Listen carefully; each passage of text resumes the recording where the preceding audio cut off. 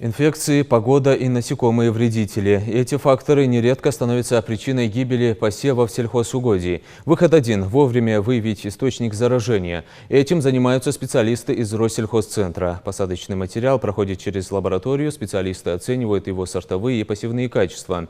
От них будет зависеть в конечном счете и качество будущего урожая.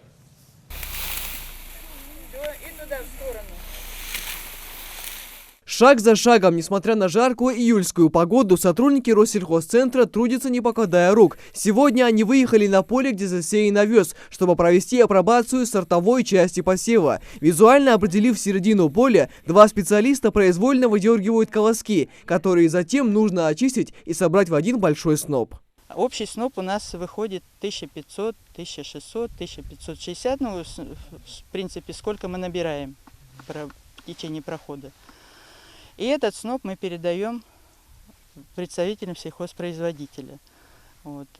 На этот сноп мы выписываем акт апробации, и они у них хранятся год, в течение года.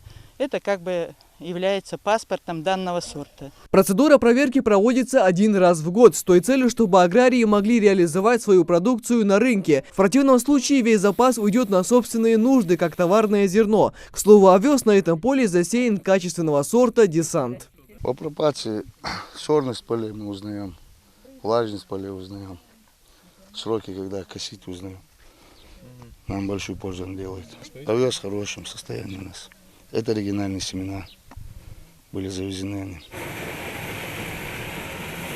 Еще одна задача специалистов Россельхозцентра – это проверить качество семян на складах агрокомплекса «Сунжа Фаворит». Здесь уже провели очистку озимого ячменя. При помощи специального щупа отбирают пробу семян и засыпают в мешочек. Затем везут в Сунжскую лабораторию для проведения анализа. Отбор проб делается для определения чистоты и качества семян. То есть определяем влажность, засоренность, массу тысяч семян и жизнеспособность. Если эти все показатели у нас будут соответствовать с ГОСТом, значит мы даем рекомендацию, что партия кондиционная, можно готовить к посеву.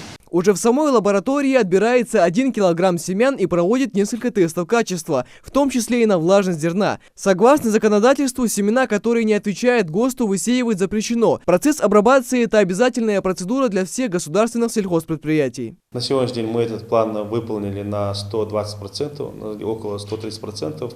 И это результат того, что мы с начала этого года заключили договора с крестьянско-фермерскими хозяйствами по взаимодействию с нами в сфере семеноводства, защиты растений.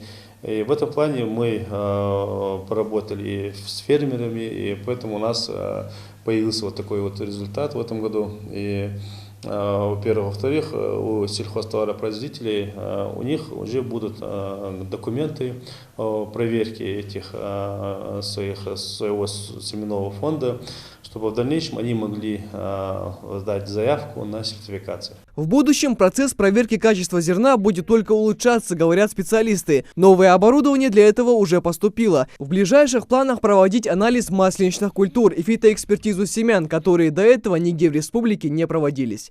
Михаил Тангиев, Рамзан Зурабов, Новости 24.